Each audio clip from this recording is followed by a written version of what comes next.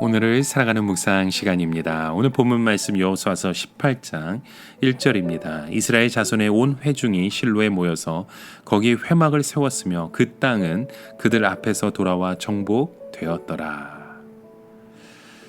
이 여호수아의 형통함의 비결은 어려움과 위기가 올 때 아무리 자기가 사랑하고 귀중히 여기는 것이라 해도 내려놓고 하나님 앞에 나아가는 것이었습니다.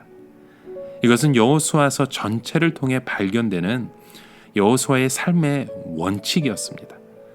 그 일을 스스로 해결하려고 하지 않고 그 문제를 붙들고 고민하지도 않았습니다. 그는 나와 내 백성이 하나님의 말씀을 다 지켜 행하고 있는지, 하나님의 말씀을 잊어버리고 지키지 못한 것은 아닌지 두고 고민했던 것입니다. 이것은 여호수아가 하나님께로부터 받은 언약의 말씀입니다. 여호수아의 형통함은 전쟁에 능한 것에 있지 않았습니다. 적들의 약함과 강함, 그 지형의 유리함과 불리함에 있지 않았다는 겁니다. 하나님을 의지하고 하나님 말씀을 지켜 행할 때라는 것을 아는 데 있었습니다. 문제가 생기면 바로 하나님 앞에서 자신을 돌아보고 백성들로 하여금 하나님의 말씀에 따라 순종하게 만들었던 것입니다.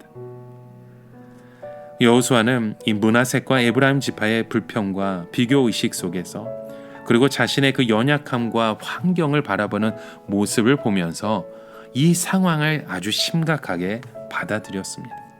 그리고 믿음을 자랑할 만한 이들의 지파의 현실적인 불평에 영향을 받는 다른 지파의 사람들의 동요를 가볍게 생각하지 않았습니다. 아이성의 패배를 했을 때처럼 심각하게 받아들였던 것이죠. 그래서 그는 하나님 앞에 더 가까이 나아가는 선택을 합니다. 회복과 승리의 상징이었던 길가를 떠나기로 결단한 겁니다. 사람은 자기로 하여금 승리하고 성공해 주었던 것을 떠난다는 것은 참 어려운 일들입니다.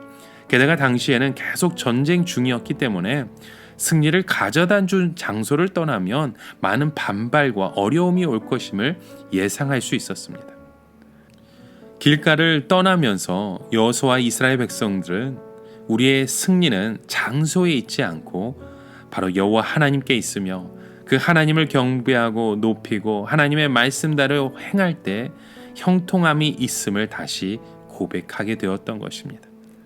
그래서 길가를 떠나 실로를 향했고 거기서 여호수아는 회막을 세웠습니다. 하나님이 이스라엘 백성들을 다시 이 성망에서 만나 줄 것을 기대했던 것이죠. 여러분, 삶에서 원치 않는 어려움과 시련이 다가오면서 내가 가는 길이 자주 막힐 때 의지하던 것을 내려놓고 전심으로 하나님 앞으로 나아가는 것을 선택하시기 바랍니다. 자신의 삶의 중심을 하나님 말씀 중심으로 옮기고 주의 말씀에 온전히 순종하는 삶의 변화가 필요한 때인 것입니다. 가장 중요한 것은 나 자신의 예배가 진정과 신령으로 하나님 앞에 온전히 드려지고 있는지 점검해야 합니다.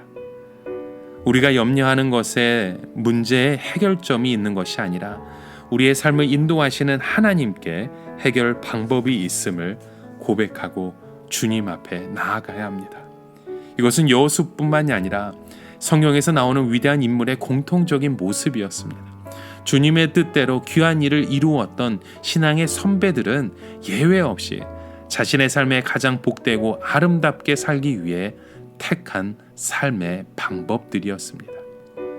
여러분, 내가 자랑하고 내가 의지하고 나의 문제가 해결되던 나의 길을 떠나 하나님만을 온전히 섬기고 신뢰하는 영적 실로로 우리의 삶의 중심을 옮기시기 바랍니다.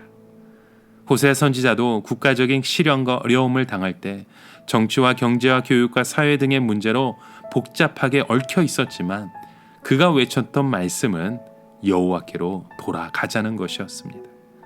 주님께 나의 모든 문제의 그 해결과 회복과 치유와 시온의 대로가 열리는 문이 있다는 것을 기억하고 깨달으시기 바랍니다.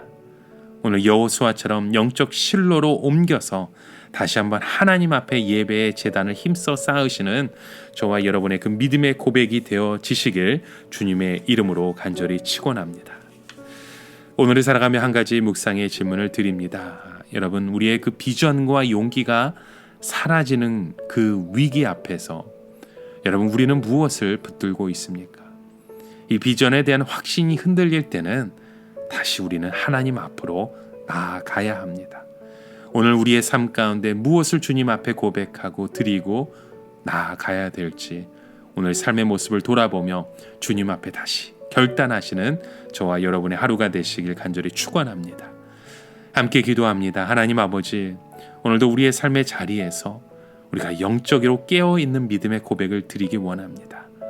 때로는 우리의 삶 가운데 원치 않던 그런 어려움과 시련이 다가온다 할지라도 우리의 삶의 중심을 하나님의 말씀 앞에 놓게 하여 주시고 우리의 삶의 그 고백을 주님과 함께 드릴 수 있는 믿음의 자녀 되게 하여 주시옵소서. 예수님의 이름으로 기도드립니다. 아멘.